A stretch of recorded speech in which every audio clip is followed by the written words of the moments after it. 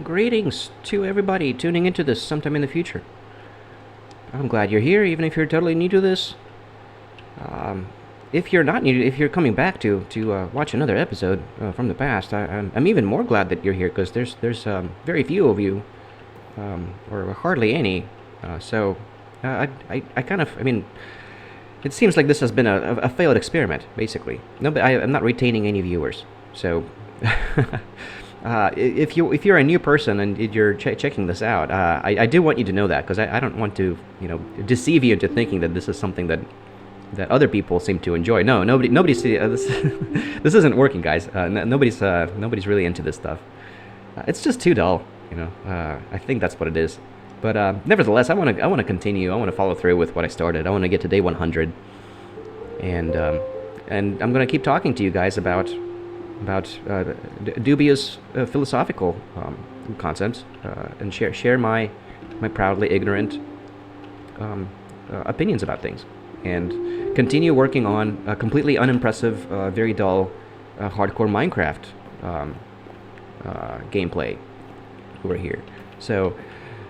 And we're getting to day 100. I got like 8 more episodes to go to get to day 100. And hopefully I still won't die, and I will actually make it to day 100 without dying. That would be cool. So and I hope that perhaps you'll find this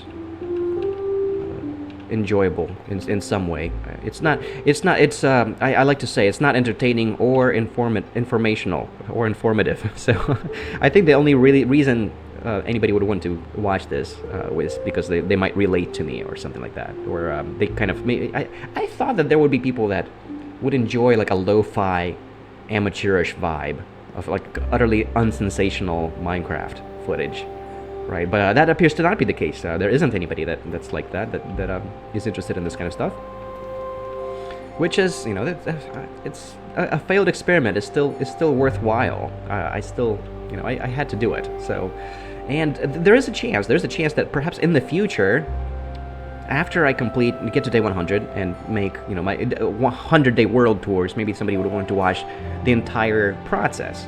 So I was kind of also counting on that perhaps in the future there would be people that are interested in this. So perhaps that's you.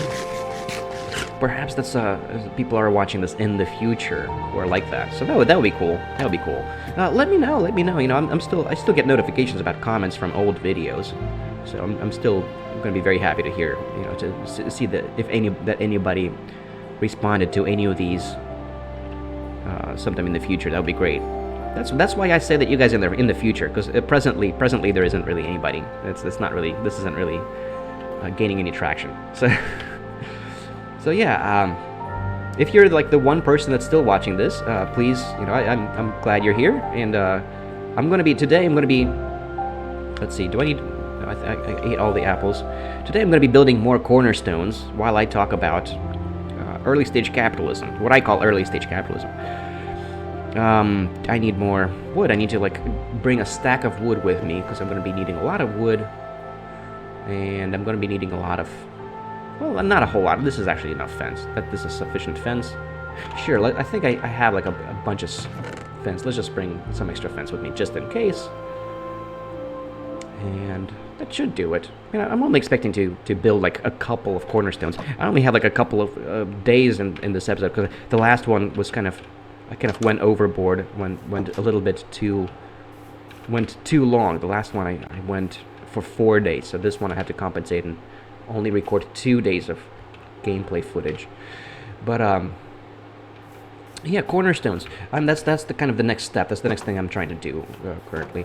Oh yeah, there was one other thing. That's right. I wanted to fix the fence posts. There's a couple of places in my fence over here that I thought actually need fixing. Just to patch it up real quick. I want to do that first, because see, I thought about it off camera, because I do try to at least think off camera, not to record myself think. So I I am trying to be mindful of your time, at least a little tiny bit. But yeah, over here, I did decide that I do want to extend this out 1 block. Like this, by 1 block, I decided that I think this would look better if it was something like this. if there was like, if this went out, it was a little bit more staggered. I know these are tiny, minor details that don't even make sense to. I'm sure these aren't really. It doesn't really make sense. Why do I think this is more appealing than it was before? It doesn't make sense to me either. But I for some reason I thought that this would look a little nicer. Let's see. I can just use the free cam mod real quick. See, I think that from this perspective at least, I think that makes it look a little more balanced, a little more organic. And then over here too, this needs to extend out a little bit further to like this block. So like this one over here, I want to extend this out one block further, and those items are gone. They just went off the cliff, and I'm not gonna go down there to get that one fence post and that one torch that just went off the cliff. That's all right. I have plenty more of them. They're just gonna disappear in about 5 minutes. All right, there we go. Now it's good. Now we're all set. And now I'm gonna go build some more cornerstones. What are cornerstones, you might be asking if you're completely new to this? I don't know. I should probably not even stop trying to appeal to new viewers, because I think it's probably more likely at this point that there might be people watching this, trying to watch the entire series from the future. That's probably more likely than anybody trying to watch this currently. So I'm not. But it's probably there's no need to actually keep having to re-explain myself here, because if you are watching these all the way, if you're watching the entire series, you're already going to know, because I already explained this several times. But these are cornerstones over here. Basically, I make these little platforms, these wooden platforms. I mean, you can make them out of any material, but I'm currently sticking to oak wood, because it's the material that I have lots of currently, because I chopped a lot of trees. I ended up chopping lots of trees, so I have lots of oak wood, and it's just an easy early game material. So I'm making these out of oak wood. But these platforms, these liminal looking platforms that look out of place and seem seemingly pretty mysterious, they actually mark corners of the maps. So if you were to make Minecraft maps, these would show up in the corners. And that's basically all there is to it. These are the smallest ones, the 2x2 cornerstones. So these ones are going to show up as a single pixel in the corner of level 0 maps. And then you can make, I also make slightly bigger ones, the 4x4 cornerstones that show up in the corners of level 1 maps. So I'm going to make like a couple more of these going in this direction. So I'm going to extend this line of cornerstones out this way. And I really like building these because they kind of frame the area that you're working with. So yeah, you can see there's that one over there that's slightly bigger, right? So I'm going to just make more of these today, and get as far as I can in a couple of days. All right, so this direction, I need to go this direction, which might be a difficult direction to go in. I might have to go around a bit. So yeah, this is there's no direct pathway there, is there? You're gonna have to go around this way. That's fine. That's why I have this wonderful pathway that I built now, so it makes it more accessible. This one's going to be way up in the mountains. And anyways, so the topic of the day, I also try to I'm trying to make this an amateur philosophy channel in the long run, where I just talk about share amateurish philosophical thoughts that that apparently nobody really cares about. Nobody's really interested in it. That doesn't make it any more interesting, apparently. Maybe it would probably work better. It would be more interesting if I wasn't talking about these things. But this is what I wanted to do. This is why I started the channel. I wanted to talk to people about this stuff. So I hope that that this kind of stuff appeals to you. But even if it doesn't, I'm going to keep doing it anyways. Because I gotta finish what I started. But anyways, today I want to talk about early stage capitalism, what I call early stage capitalism, because I'm sure you've heard of people talking about late stage capitalism, which is the idea that the economic system we have currently is kind of burnt out, and it's because capitalism. This is where capitalism ends up in. It's these pyramid scheme corporation companies that eventually just end up in civilizational collapse and so dystopian dynamics. This is a beautiful landscape. By the way, I should pause. Maybe I shouldn't be talking about this, and I should just enjoy the landscape because we are coming across some very beautiful. This is Mount Patience, as I called it. There's still lots of iron on it to collect. I collected the iron from like this side of the mountain, and that has really worked out very well. I haven't had any need to go into caves at all so far. I've been managing to avoid danger completely by just staying on the surface this entire playthrough, because I've had plenty of iron just from episode 2, from collecting iron from this side of the mountain, and I didn't even go into that side. I was extremely lucky with this seed. So let's see. There's the line of cornerstone. The cornerstone should be around where, or should be close to it. I'm gonna go ahead and turn on the user interface because I do need to look at the coordinates, see where this cornerstone is going to be at. It's going to be at 448, so it's still going to be a bit of a distance in this direction. So yeah, so there's you can find plenty of material of people talking about late stage capitalism and how and they would frame this in the context of this is the reason why capitalism doesn't work, because we end up with this dystopian kind of world, that 440. This is it. We're here. So like right around here is where I'm going to need to be building the cornerstone. So this tree's going to need to come down. That tree's going to need to come down. But it's almost time. It's almost the end of the day. So I'm gonna need to sleep, I think, before I start chopping. I'm gonna build a light. Put up a light over here. Oops. And sleep real quick. So the sun is down. It's coming down. This tree also, I'm gonna chop this tree down too. So yeah, I think that it's not actually late stage. That it's not a problem with capitalism. That what we're running into is actually just a problem with the beginning of capitalism. That this is happening because we're still in the early stages of capitalism. That actually, in the long run, capitalism is going to balance itself out, and the problems, the issues that we're running into, will actually get resolved organically by regular old capitalism coming through. All right, it's time to sleep. By normal capitalistic processes, because I think that there's good reason to. I should put a torch down here, because I'm feeling like something's going to creep up on me from down here. Let's see, over here. Let's just put it down here. There we go. This is an interesting spot. Look at that. Oh, there's a creeper right there.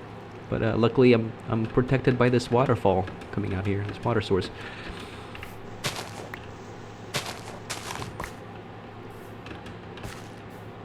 So yeah, that was half of the episode, and I only have like half of an episode left to go to finish my thoughts. I want to do this one more day. Where's my hoe? Where's my hoe? Oh, oops. There we go.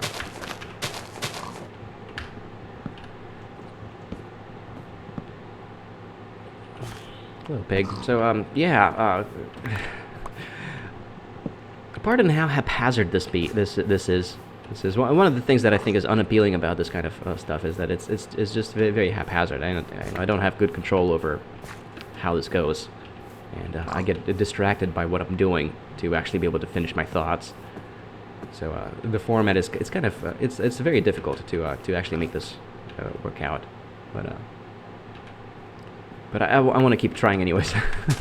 I think it's possible to get good enough at this where it would work, but I'm really not there. I'm not getting better at this whatsoever. But anyways, where am I going with this? So what makes early stage capitalism not work? Why do I think it's not working, and why is it kind of dystopian currently, and why do I think that it gets better? So what's not working about it? Well, it's really slimy. The problems with it are that it relies on deception way too much, and that's very frustrating. But that seems to be what works. That's the slimy marketing tactics is what works, because basically if you're trying to run a business in the world, you end up having to rely on on impression management. It's all about appearances. It's all about maintaining appearances. That's the business world. That's the name of the game in the business world of today. And if you don't conform to that, you're screwed. You're not gonna make it, because that's the market currently. That's the people, the state of the market. Because that's what's popular. I mean, people are very easily manipulated. It's a world of naive realism in which the consumer can't help but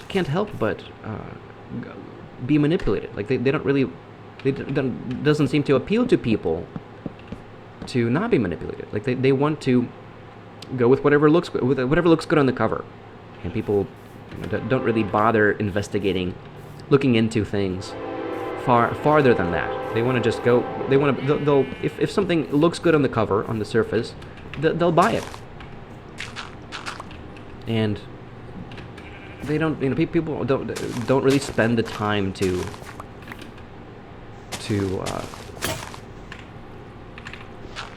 look for things that are good beyond that aren't just on the surface superficially good, but are actually good, that actually have high quality to them.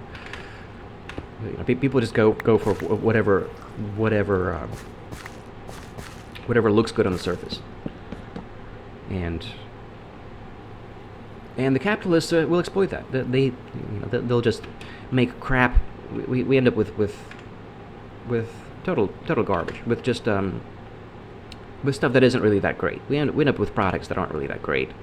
Let's see. I like to make a fence post in the northwestern corner of the map like that. There we go. And then they play into this. Like there's the world of marketing is extremely slimy. It feels slimy, and people, but it's the only way. It doesn't work otherwise. It's people don't catch on if you don't utilize these slimy marketing techniques. Like what I'm doing currently, like this format, it would probably work out if I resorted to slimy marketing techniques. If I was to appeal to trends, say to popular trends. If I just did what is already popular, that would work. If I put more work into the thumbnails, that would work to make it more appealing to sort of conform to what's already, to what seems to work, to what looks good on the surface, to make things look good on the surface. That would probably work out better, even though the content would basically be the same. Even though the quality of that's right. This one needs to be 4x4. I screwed it up. Guys. That's all right. It's not a major screw up. I'll still make this work out. I have plenty of wood for it. That's why I brought all of that wood. This needs to be a 4x4 cornerstone. There we go. Because we're at like a. This is going to show up in the corner of a big map, of a level 1 map.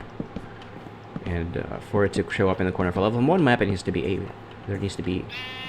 the pixel is like a 2x2 area. It's not going to show up unless I make it 4x4 cornerstone. So basically, there's going to be a 1 pixel on the level 1 map on each of the maps surrounding this corner of the thing, and then this one looks kind of out of place now that I have the full cornerstone in where it's at. All right, I want to complete this. I want to fill this in now that it's bigger. It looks better like this. Probably even one more level. Let's just extend it one more level out. Like that, or do something like this. Yeah, there we go. I think this looks nice now. This is gonna look nice now. Okay. All right. So yeah, and it's not just manipulative marketing techniques that manipulate our system, that appeal to our psychological, naive psychological wishful thinking of like, well, if it looks good on the cover, then it must be good, or if other people like it, then it must be good. That the world of making commercials appealing to people, things like that.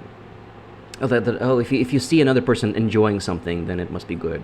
That faces, if facial expressions, if the person looks happy using a product, then that's confirmation that's good. It sends like psychological signals, So, or if you bought into something a little bit, like the way sales work, it's very manipulative, and they know like it's deception. They're using deceptive tactics, and everybody's aware of this, and they're following through with it anyways. They still go.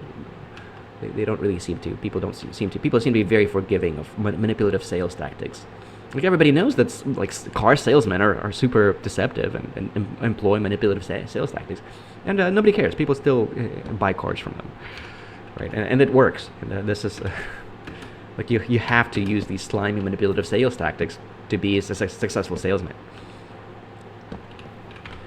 And yeah, we end up in a world of crappy.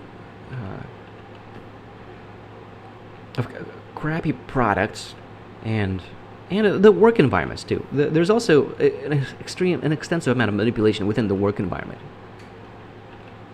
There is all right. I want to build like one more just to go. I want to go all the way around the mountain. I want these cornerstones to basically surround the mountain and then also go out this way. So there's going to be quite a few cornerstones still to go. I want to build like one more before the end of the episode. I hope I have enough. I might have to go on for like one more day because I feel like I barely started actually talking about the subject matter. There's also an extensive amount of manipulative behavior within the workplace. So like, it's not just that the customers, that this customer psychology is being manipulated, but also there's a tremendous amount of manipulation within the workforce, between the workers and the management. There's just mutual manipulation all around. There's just mutual exploitation. The workers are exploiting the managers are exploiting the workers and the owners and each other, and the workers are also playing each other. And that's like basically people are trying to, because that's what works, because that's what ends up working out. Like you can hardly blame these people, because that's just the state of, that's just the reality of the workforce, of the modern workforce. It's extremely manipulative. It's slimy behavior. It's like hard work, good work ethic. It doesn't really pay off because it makes you a target. People can't stand a person that has a squeaky clean record that works really hard. Well, because that person has dirt on the other people, and it makes you a liability for them because you have dirt on them and they don't have dirt on you. So they'll come up with ways to get rid of you. Whereas people that pretend act like they're hard workers but don't actually, but this is what working smart but not hard means. It just basically means deceiving your manager into thinking that you're doing a good job, where in reality you're actually trying to avoid doing work as much as you can while maintaining the appearance that you're doing good work. And that's kind of the name of the game. That's this slack culture is extremely prevalent, and it's kind of the only way. Like you're kind of forced into it. You can't even do it otherwise, because otherwise you get squeezed out. Because the managers would be in on it. The managers are in on it, and it's not just to avoid doing the work. It's kind of also just like a sociopathic kind of thing. Like they like to feel like they're exploiting the hard workers or exploiting the owners of the company because they have disdain for these people, and they're it's kind of like they just want to. They kind of just like to. They're just adult bullies essentially, and it works. It works out for them. Those are the people that get promoted, that get noticed, because the managers, the thing that the managers care about the most is how good of an impression, is maintaining the appearance that they're a good manager. Just maintaining the impression on their manager that they're a good manager, just looking good on paper. That's what they care about. That's the most important thing. They don't really care about the company. They don't really care about the quality of the product. They don't care about the consumer of the product. They don't really care. They definitely don't care about the workers.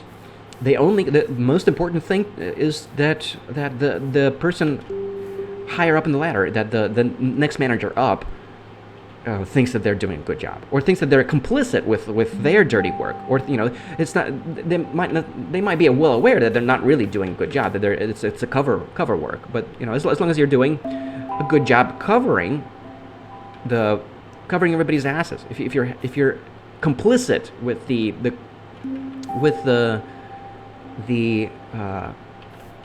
the manipulation, if you're complicit with the slimy tactics, then you're a good worker. That's what makes you a good manager. So that's what they care about. They just it's a cover game, right? I need to, let's see, one more step out. It's we're going for 576 now. 576 minus 63. That's what we're shooting for, and we're already there. 576. It's like this. It's like this way. This way. A bit this way. Oh, it's like right where this freaking pole is. A little bit further. Okay. Well, it's gonna be like right here, isn't it? Yeah, it's like right here. So yeah, that's kind of the state of affairs currently. Like it's just mutual manipulation all around. And everybody's well aware of it, and that's just the nature of the workforce currently. It's very frustrating if you like to be a transparent, hard worker. It's gonna be very frustrating for you. It's very frustrating for me. This is what screws me over. It screws me over time and time again, because I really can't stand to conform to these the manipulative tactics of the modern world. Because that doesn't feel right to me. I'm too autistic for it. I go with what feels right to me, and that stuff, it doesn't feel right. I don't care if that's what works. It's like a hill that I'm willing to die on. Like I want to preserve my clean conscience. That's more important to me than succeeding in life, right? That's how I operate, at least. So, but also I think that in the long run, clean conscience, good work ethic will actually prevail in the long run. And perhaps that's not true. I mean, this is based on nothing at all. This is just pure speculation, just my intuition about things. I do think that in the long run, conscientious marketing will prevail. Transparent marketing will prevail. If as long as we maintain a transparent media, like that's what it takes. It takes a transparent media for this to change. Because I think the consumer will catch on that this is going on, and I think that if you market things on the basis of quality of the product, if you make things ultra transparent, like the way that I think marketing should be, like I think you should just make YouTube videos. You should just make freaking YouTube videos about how you operate, how your business runs, about what you're doing. Just show everything. Just show everything about it. Show all of the downsides of your products. Show the process of how it's made. Show everything that might be conceivably might be unappealing to people, and just to create a level of trust, and to show that you're not a slimy entrepreneur that utilizes slimy psychological manipulative marketing techniques. Because I think that actually that would be very. I think that would be appealing. There would be a lot of consumers that do find that appealing, even if that means that the product would be more expensive, or like it might not look as appealing on the surface, but it's actually a good product, or perhaps the company you'd have to like. I think there's a lot of there's a lot of profit. Excuse me. There's a lot of room for profit in, like, if you don't leverage, if you don't use leverage, like if you build a company. What? It was this. Oh man, I was chopping these trees down. I didn't really need to, because we need to go this way. It used to be like these trees need to go down, because it's 63, 64 is like over here. So these trees actually need to chop these trees down now. Darn it, that's a lot of trees to chop. This cornerstone is going to be a bit difficult. There's a bunch of trees to chop. Well, that's fine. That's okay. I'm just going to go ahead and chop all of this stuff down. Why not? So yeah, I do think that there is that if you don't leverage your company, like if you don't take any loans out, because most of the companies these days, like you end up taking a big loan out, right? Because it takes more than a lifetime to save up enough money, like $1 million, millions of dollars, to create a company. Like, or if you already are wealthy, you know, the status quo is that you should leverage your wealth and take out massive loans to build an even bigger company. But then the thing is, well, you end up having to pay off the interest on that loan. So even if it's like a bigger company, and you're thinking, well, just from sheer volume, the idea is that the volume would be bigger, and that would make up for the profits. That you would end up with greater profits just from on account of the larger volume.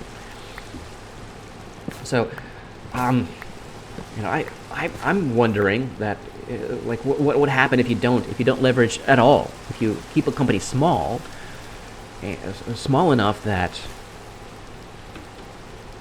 you don't have to leverage it, basically, like that, to where you're not having to pay off interest, and then you can afford to not make as much profit. You can afford to not having to resort to manipulative marketing tactics. And if a company's small enough, you're also going to be less susceptible to manipulation. Like, you know, like if the owner is the manager, like that's basically as big of a company as it needs to be. Like, if it gets any bigger than the owner is the manager, you're already setting yourself up to be manipulated by the manager, because then you're already going to be out of touch. Like if you're the owner of the company, and you hire a manager because the company's big enough that you can't be on the floor all the time yourself to look over things, and you end up hiring a manager, where you're already gradually going to be growing out of touch with what's going on the company floor, the production floor. And the manager you hire, they're going to take advantage of that. They're going to take advantage of you, and you're not really going to know what's really happening. They're just going to make themselves look good. They're going to because you're not there to really see for yourself what's going on, and you trust them. They're going to take advantage of you, and they're going to make it just ensure that it appears that they're doing a good job, and that it looks like they're doing a good job on paper, and while in reality, they're slime balls. They might be in on the slack, but especially if you pay more for overtime. Like if you like a big component of this is overtime manipulation. Like, you know, like people will work less because that means that there's going to be more work, and that means that they're going to get more overtime pay. Like if you pay like double or like 1.5 times for overtime, well, people are going to take advantage of that. Then what people are going to do is that they're going to not work as hard, because then they'll end up with more money. Then if they ensure that there's always more work than they can get done without having to resort to overtime, they'll just make sure that there's always going to be overtime, and they'll just take advantage of your extra overtime payment. So there's actually an incentive for the workers and the management to kind of slack off, to make things take longer than they need to, because you're paying them more for it. So the diminishing returns factor really ramps up. Like I should make a separate video and have, like, I don't think there's any use whatsoever in overtime. Like you should just avoid overtime entirely. Just never have overtime.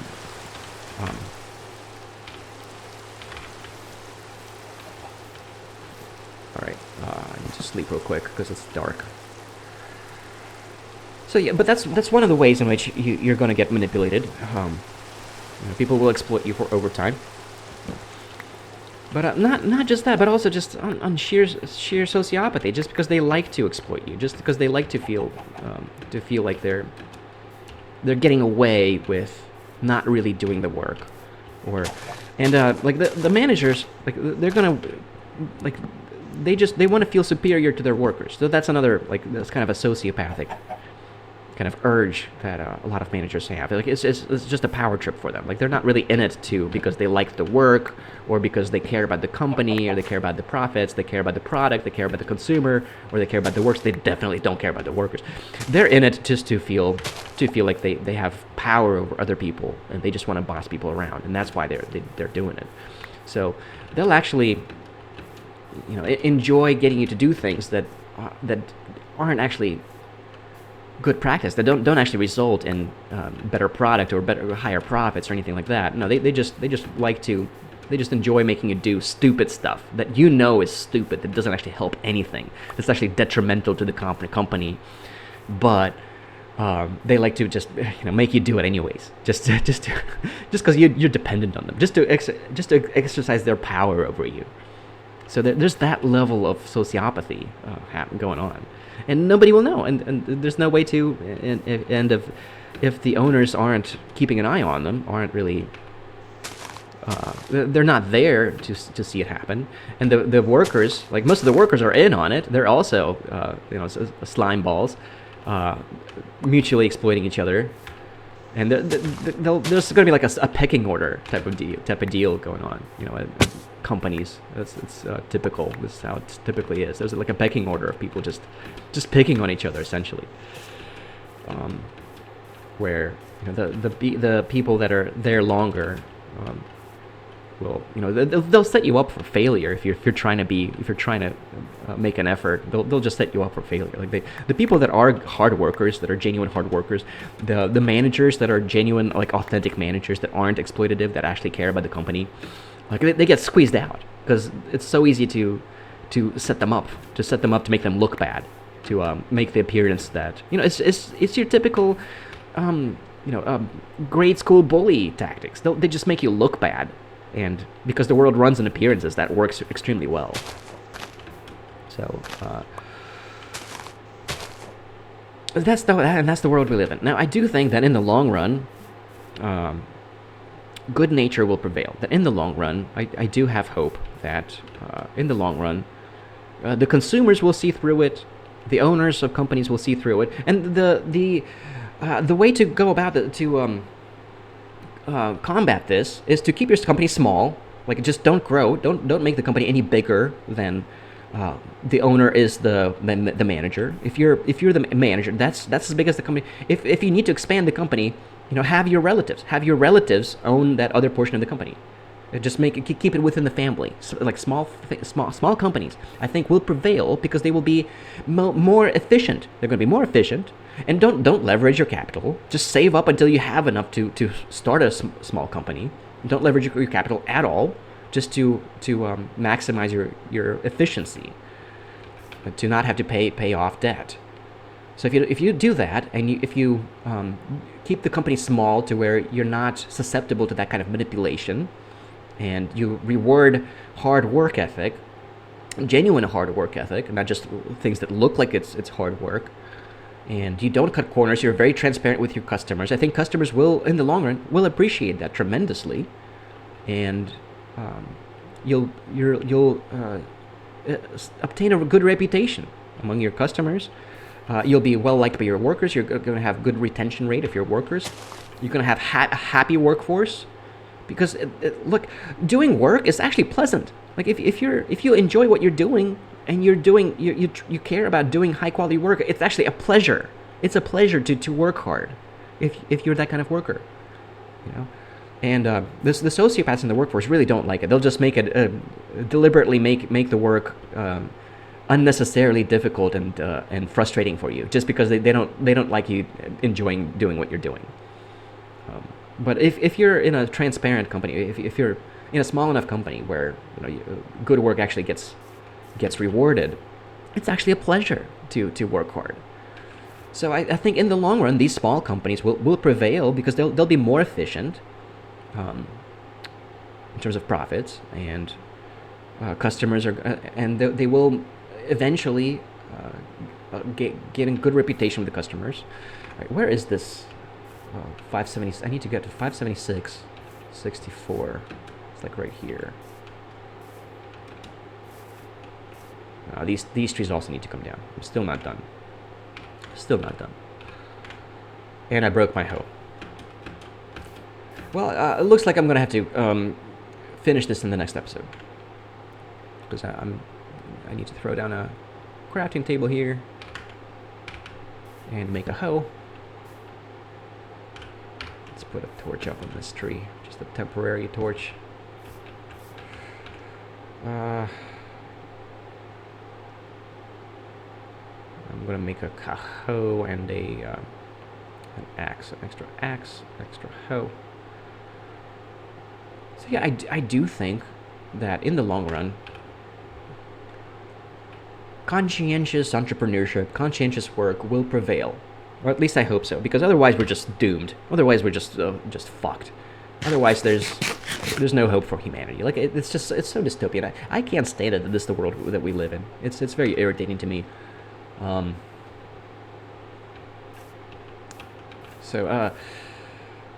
But yeah, I think that what's going on is we're actually in the early stages of capitalism. That this isn't happening because capitalism doesn't work. The problem isn't with capitalism, but that we just haven't gone far enough yet.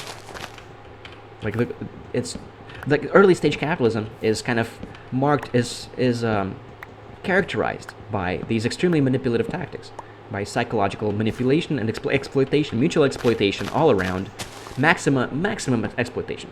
Like it's a massive pyramid. The stock market is a massive pyramid scheme. These companies are the worth of these companies basically relies on the perception that they're going to keep growing, which is unsustainable. Like you can't expect a company just indefinitely keep growing, and after that, as soon as the company stops growing, then it's like, well, now it's worthless because like there's no need to invest in it because everybody just sells out. Like even if it's a good company, if it's not growing anymore, then it's worthless to investors. So that dynamic kind of really sucks. And so that I don't think that that's really sustainable. That's another reason why I think small families-run companies will prevail in the long run, because they're not going to be susceptible to that kind of investors just selling out as soon as the company stops growing. Or you have to maintain the impression that it's going. That's the thing. Like modern companies, if you're a CEO, your job is to maintain the appearance of continuous growth.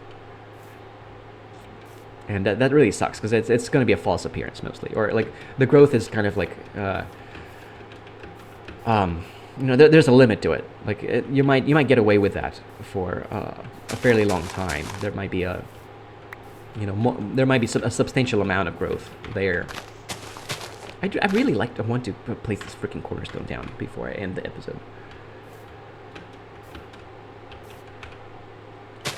So, but in the long run, I think small family-run companies, and I think it needs to be you have to keep it within the family, because I think family members aren't going to be as manipulative of each other as people that are unrelated. So I think like a family company, like you might be able to trust other companies, like other small companies that your family members run. You'll be able to trust them because they're going to inherit the profits that you make.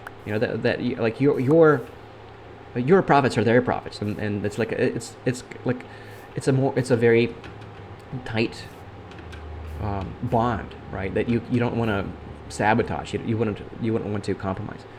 576, 63, 63, 64, 575, 576. There we go. Right here. This is where the cornerstone is. This place. All right. Right. Yeah. 576 minus 64. And then you always want to subtract 1 from that number. So 575 minus 63 is the other corner of it. And it's going to need to be pretty tall because I want it to join up with the landscape in a nice, neat manner. So it's going to be like this tall. Maybe one more, perhaps, like that.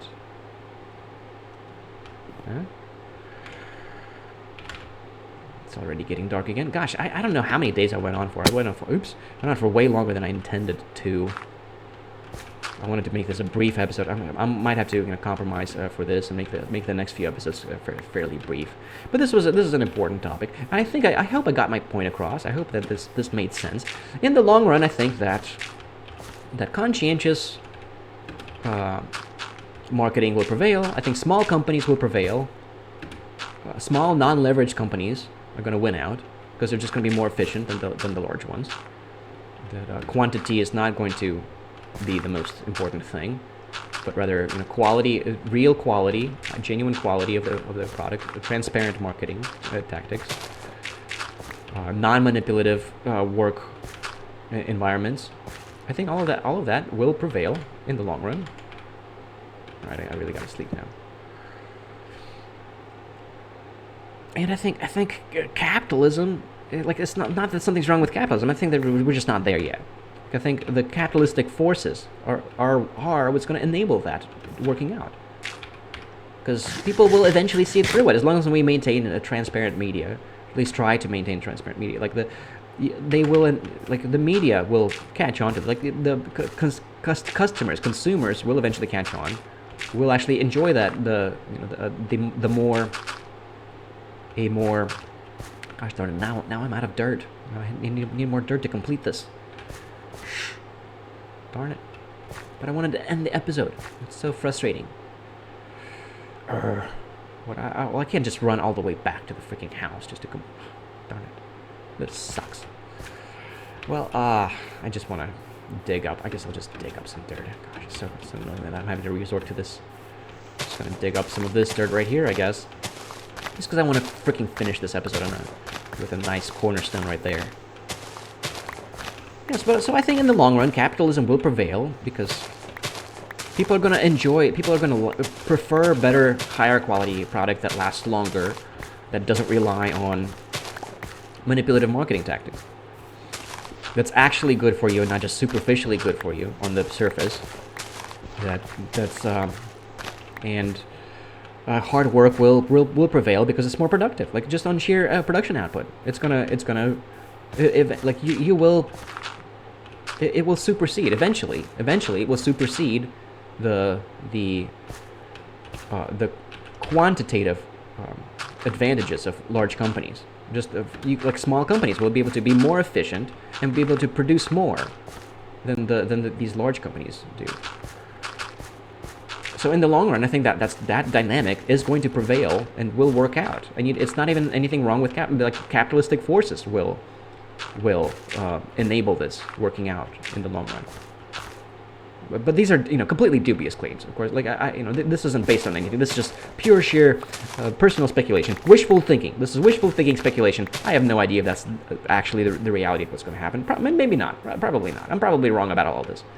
But this is what I would like to happen. This is my wishful thinking. Okay. Just to be completely blunt and honest about what I'm saying here, what I'm talking about.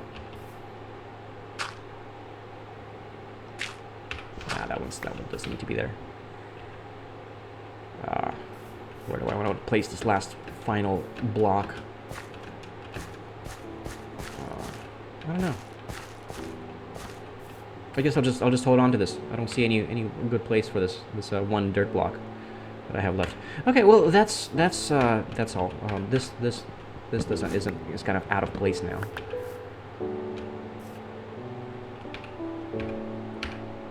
I'm just gonna put a torch. Leave a torch right here. Anyways, this episode went on for way longer than I anticipated. I'm not even sure how many days we played. Did we like this go on for 5 days? I don't know. This is very haphazard. This is just the nature of the format that I'm rolling with. Northwest is gonna be over here. This fence post is gonna be out of place. Well, in that case, I'm just gonna cheat and just make it in a different direction. I'm gonna make it's okay to make exceptions to these cornerstones because this one's it's just not gonna be it's gonna be right in the way if I put it in the northwestern corner. This is the northwestern corner over here. So it's going to be like in the southwestern corner, I guess. It's going to be like right here. It's fine. It's going to be alright. Alright, there we go. And that's it. That's it for today. That's all I got for you. Next episode, I'm gonna go this way, I guess, because this is as far as I need to go in this direction, because that's it for this mountain range is completely encapsulated now by the cornerstones. I mean, it's still kind of going, continuing on in this direction. Yeah, I guess I probably will end up making like one more cornerstone further out, just to, because this hill here, this hillside isn't really complete. I'm not sure. Perhaps that's for later on in the game. I haven't. I'm gonna figure that. I'm gonna think about that off camera and make up. I'll probably go in this direction in next episode, and just surround the mountain and cornerstones. There's gonna be a lot of cornerstones. It's a big mountain. All right. Well, that's it for now. Thanks a lot for bearing with me, guys. Let me know what you think about this. I really doubt anybody really watched through this, at least not now. Maybe in the future. But if you're from the future, please let me know. Let me know what you make of this and if you enjoyed this. That's all I got for you guys for today. Thank you for watching. And Shadowlay, my fellows. Shadowlay.